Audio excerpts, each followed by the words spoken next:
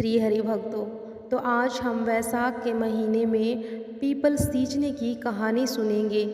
इसे सुनने से निसंतान को संतान की प्राप्ति होगी, निर्धन को धन मिलेगा, पुत्र की इच्छा रखने वाले को पुत्र प्राप्ति होगी और जो वृद्ध की मृत्यु होने के बाद उसके वैकुंठ के रास्ते खुल जाएंगे। तो सुनिए पीपल सींचने की कहानी। बहुत समय पहले की बात है। किसी गांव में एक ननंद भाभी रहती थी। भाभी अपनी ननंद से बेहद प्यार करती थी। मरते वक्त उसकी सास ने उससे कहा कि बहू, मेरी बेटी का अपने बच्चों की तरह ही ख्याल रखना। बहू ने अपनी सास को वचन दिया और इस वचन को उसने बहुत अच्छे से निभाया। वो अपनी ननंद का खूब ख्याल रखती और वह उसे हर समय अपने साथ ही रखती। उसकी कोई संतान नहीं थी। एक समय वैशाख का महीना आया तो भाभी हर महीने सुबह जल्दी उठकर पूजा पाठ करती और पीपल को सींचने जाती थी। ननंद भी उसके साथ साथ पीपल में जल चढ़ाने जाती। तो पीपल की पूजा करके भाभी हाथ जोड़कर कहती कि हे पीपल के देव, मुझे एक पुत्र दे दो।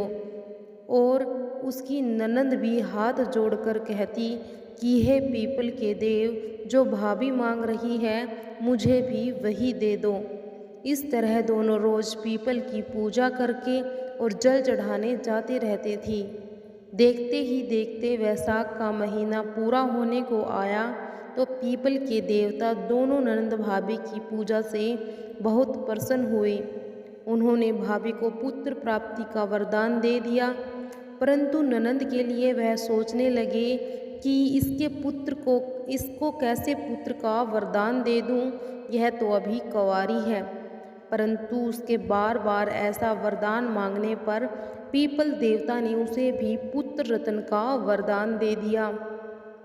कुछ समय बाद भाभी गर्भवती हो गई और ननंद को एक पलक पड़ गया।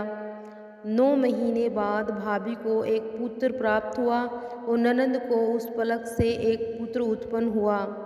जब भाभी ने ननंद के पास वह बच्चा देखा तो वह बहुत परेशान हो गई। उसने ननंद से पूछा कि यह बच्चा कहाँ से आया। तब उसके पूछने पर ननंद ने उसे पीपल देव के वरदान की सारी बातें बता देती है। अब भाभी को कुछ समझ नहीं आ रहा था कि वो अब क्या करे, क्योंकि किसी को भी इस बात का पता चल गया तो सारे गांव में उसकी बहुत बदनामी होगी।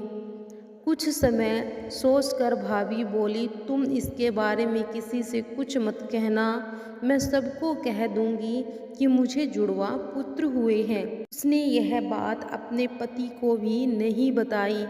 एक दिन भाभी कुएं से पानी लेने जाने लगी तो उसने ननंद को कहा कि बच्चों का ध्यान रखना, मैं पानी लेकर आती हूँ।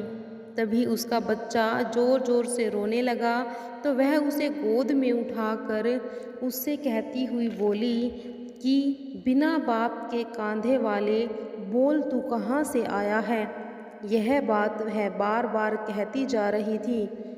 उसी समय उसका भाई वहाँ पर आ गया और उसने सारी बातें उसकी सुन ली।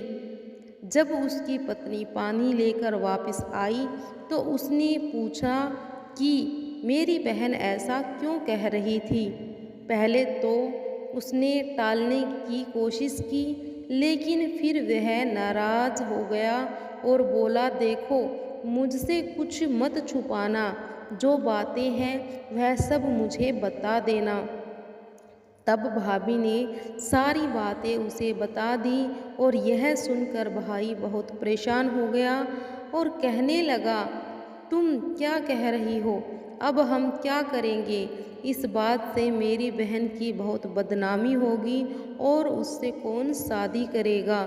ऐसा कहकर और उदास मन से वह उस बच्चे को लेकर पीपल देव के पास गया और बोला, हे पीपल देव, यह आपने क्या कर दिया। मेरी बहन तो नादान थी, लेकिन आप तो सब जानते थे, आपने ऐसा वरदान उसे क्यों दिया। अब यह बच्चा आप ही संभालिए। ऐसा कहकर भाई ने उस बच्चे को वहीं उस पीपल के चबूतरे पर रख दिया। तभी पीपल का पेड़ दो हिस्सों में बट गया और बच्चा उस पीपल के पेड़ में समा गया। इसी के साथ पीपल के चबूतरे पर दरार पड़ गई और धीरे धीरे समय बीतता गया। एक बार भाई और भाभी ने अपने घर में हवन कराना चाहा तो सभी गांव वालों को बुलवा लाए और पंडित ने हवन करना शुरू कर दिया, लेकिन हवा की अग्नि जल ही नहीं रही थी। खूब घी डाला, लेकिन खूब प्रयास करने के बाद भी हवन में अग्नि प्रज्वलित नहीं हुई तो सभी लोग चिंतित हो गए। तब कुछ बड़े बुजुर्ग बोले, कहीं ऐसा तो नहीं कि तुम किसी माँ, व्यक्ति, बहन, भतीजे को भूल रहे हो? तो वह बोला, नहीं, मैं किसी को नहीं भूला, मैंने तो सभी को बुलाया है। बहुत कोशिशों के बाद भी हवन की अग्नि प्रज्वलित नहीं हुई। तभी पास के आश्रम से सभी वेदों के ज्ञाता संत महात्मा को बुलाया गया और उन्होंने सारी बातें बताने को कहा। तो भाई ने सारी बातें बताई। तब उन्होंने अपनी आंखें बंद करी और बताया कि तुमने अपने भांजे को हवन में नहीं बुलाया, इसीलिए हवन की अग्नि प्रज्वलित नहीं हो रही है। भाई बोला, मेरा तो कोई भांजा है ही नहीं। तब वह महात्मा बोला, वही भांजा जिसे तुम पीपल को सौंप कर आए हो। तब भाई ने सारी बातें गांव वालों को बता दी। तब गांव वाले बोले, तुम क्यों शर्मिंदा होते हो, ये तो पीपल देव का आशीर्वाद है। तभी गांव वाले ढोल, नगाड़ों और बाजों के साथ पीपल के पेड़ के पास गए और प्रार्थना करने लगे। तभी पीपल का पेड़ दो हिस्सों में बट गया और पीपल के पेड़ से वह बच्चा बाहर आ गया। तभी गाजे बाजे के साथ बच्चे को घर वापस लेकर आए और हवन करना शुरू कर दिया। तब एक ही बार में हवन की अग्नि प्रज्वलित हो गई और ऊंचे तक उसकी लो गई। तो ये थी पीपल देवता की कहानी। तो वैशाख महीने में पीपल को जरूर सींचे।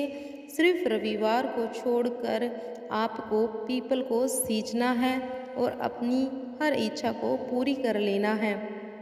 जय हो पीपल देवता की।